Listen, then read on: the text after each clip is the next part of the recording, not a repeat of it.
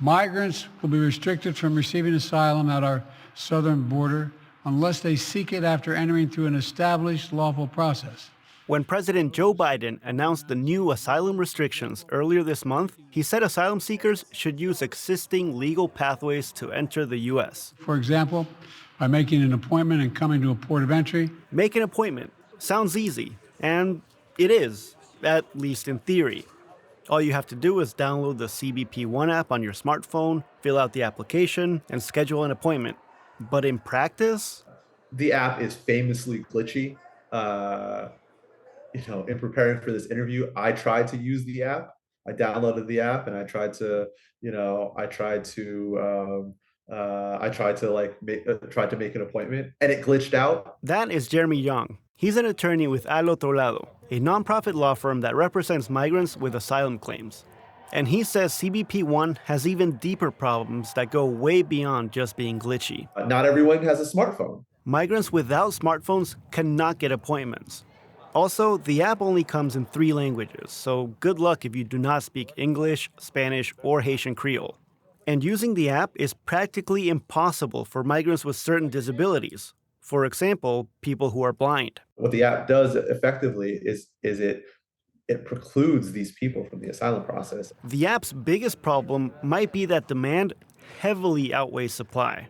There are only 1,450 CBP One appointments available every day, but tens of thousands of migrants trying to get one. What you're doing is you're funneling everyone into one line, and the line is already longer than any line you've ever seen in your life. Biden's executive actions do not increase the number of CBP One appointments. Already in Tijuana, the average wait time is more than 7 months. And local officials worry that migrant shelters there will overflow with more people waiting for appointments. Llevo ya casi 6 meses. I've been waiting for almost 6 months, one woman tells us. 8 meses y una semana. 8 months and 1 week, tells us another woman named Maria. She's traveling with her 2 teenage sons. Jasmine is the asylum seeker who has been waiting 6 months.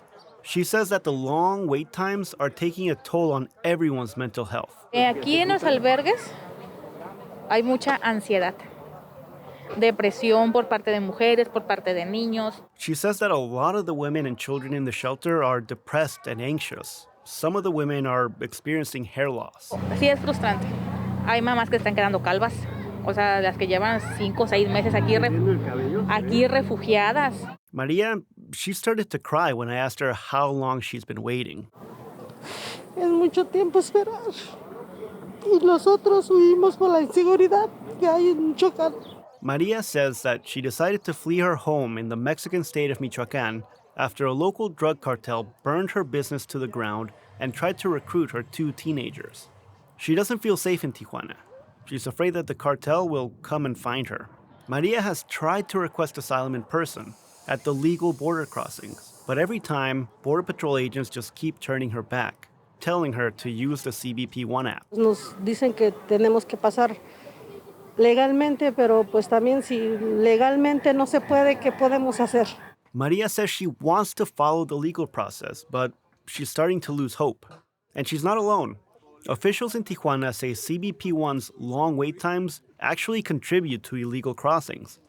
Enrique Lucero is head of Tijuana's Migrant Affairs Department. He says roughly 1/3 of migrants who cross the border illegally only do so after they try to schedule CBP One appointments. Y ellos llegan con mucho estrés postraumático, con psicosis, y tratan de cruzarlo más rápido porque creen que esa persecución los va a alcanzar aquí en Tijuana. He says migrants lose hope after waiting several months. They don't feel safe in Tijuana and are so desperate that they decide to cross illegally. Porque sí, es parte del problema de la desesperación.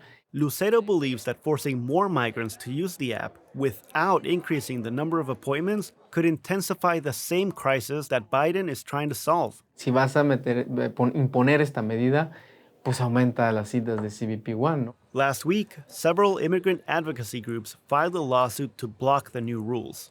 Gustavo Solis, KPBS News.